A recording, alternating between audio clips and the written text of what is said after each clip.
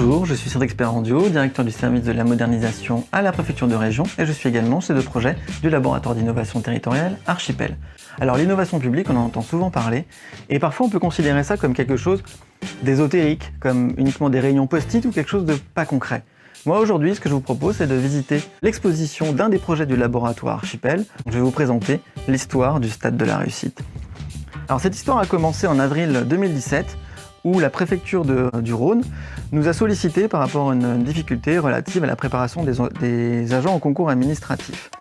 Ils avaient une difficulté par rapport à cela puisqu'ils considéraient qu'ils ne se préparaient pas assez bien au concours administratif. Donc la méthode que nous avons proposée, c'est de co-construire avec des agents des solutions nouvelles. En avril 2017, on a organisé ce qu'on appelle une séquence d'idéation où pendant une demi-journée, on a questionné les agents sur leur méthode de préparation au concours administratif.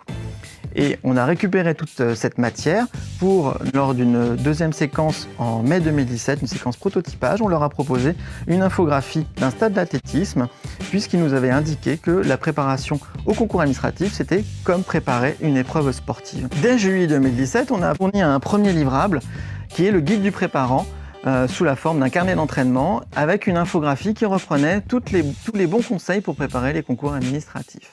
Dans le cadre de l'accompagnement de ce projet par le Lab Archipel, nous sommes allés dans un Fab Lab, un lieu dans lequel on peut créer des choses de manière très concrète. Et le défi de l'équipe était de réaliser en une journée un jeu sérieux en partant de cette infographie que nous avions réalisée. À l'issue de cette journée de travail, nous avons obtenu un plateau en bois sur lequel l'équipe a gravé les premières idées du jeu Stade de la Réussite.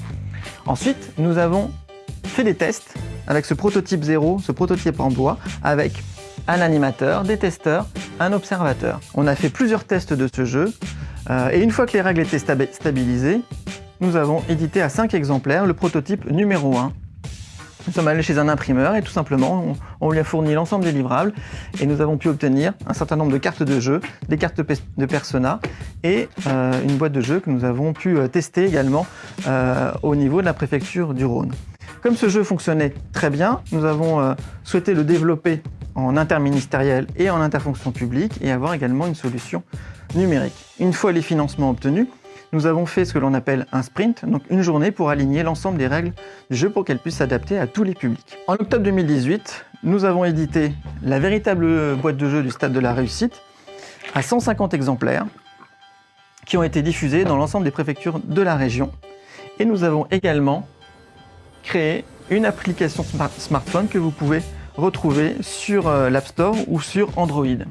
Et comme nous sommes en innovation ouverte, nous avons créé un tutoriel de l'animateur, ce qui fait que n'importe qui peut imprimer l'ensemble des cartes du plateau, mais également avoir des conseils pour animer de la meilleure façon le jeu du Stade de la Réussite. En résumé, le Stade de la Réussite, un problème identifié en avril 2017, dès septembre, une première solution qui a été le guide élaboré, une V2 en novembre avec un jeu de plateau, en juin 2018, un passage à l'échelle avec toutes les préfectures de région qui ont bénéficié d'une boîte de jeu et une application smartphone qui est accessible à tout le monde.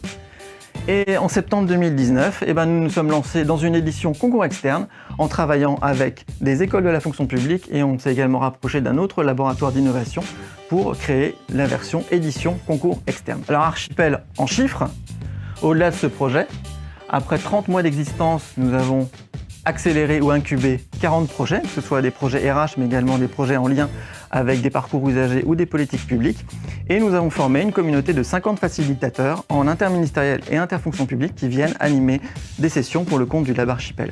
Vous pouvez retrouver toutes nos informations en tapant lab-archipel.fr. Et voilà, et maintenant je vous invite à rejoindre le Lab Archipel, révélateur d'intelligence collective.